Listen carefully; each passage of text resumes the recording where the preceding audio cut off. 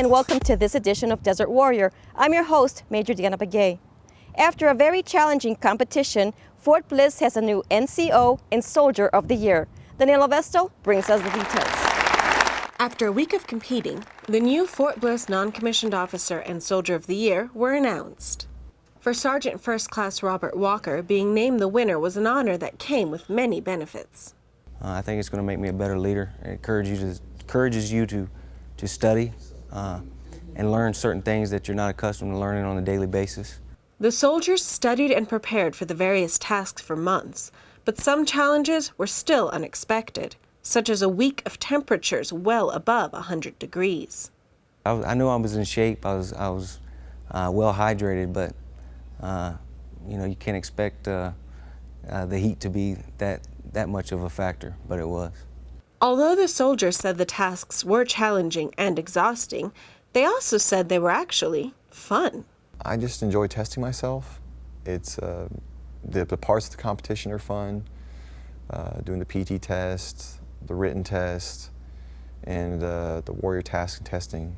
All that's, it's interesting, it's demanding, and it pushes you. So like having a challenge is fun.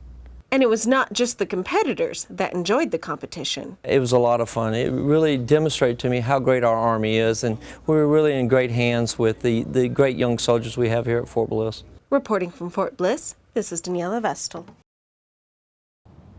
Officials at Fort Bliss dedicate a sculpture in memory of a special volunteer.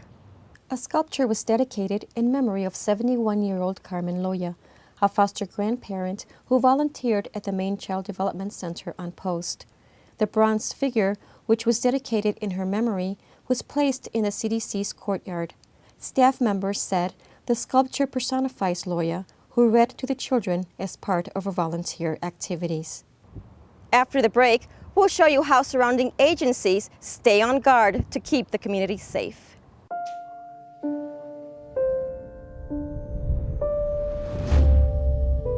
What if a disaster strikes without warning? What if life as you know it has completely turned on its head? What if everything familiar becomes anything but?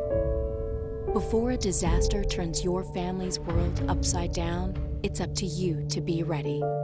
Get a kit, make a plan, be informed today. Learn how at ready.gov. Welcome back. Response teams should work under the safest conditions possible when treating casualties during a crisis.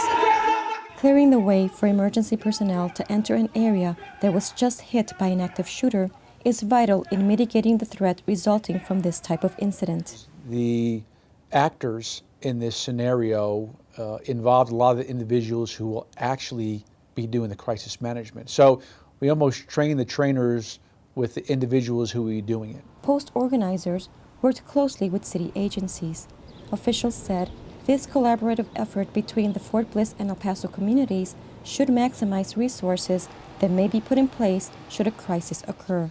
Because our community is so spread out with the different ranges and things that we have, and of course that we rely a lot on support from the El Paso Emergency Services, we need to exercise those things so that we all know what our responsibilities are, what our limitations are, and what our capabilities are. Personnel from Fort Hood provided observations and feedback based on their own experience with an active shooter incident. It's not uncommon for teams from other installations to go to Fort Hood, come here. We send teams to Fort Lewis, Fort Carson, to kind of share best practices. Exercise planners said these drills are intentionally scripted to tax the response forces under the most challenging setting possible. There's 104 degrees out there, multiple events, near simultaneous execution. And when you do that to yourself to make your team better, you're just going to make the community safer and better down the road. And that does it for this edition of Desert Warrior. Until next time, stay safe. I'm Major Diana Bagay. Thanks for watching.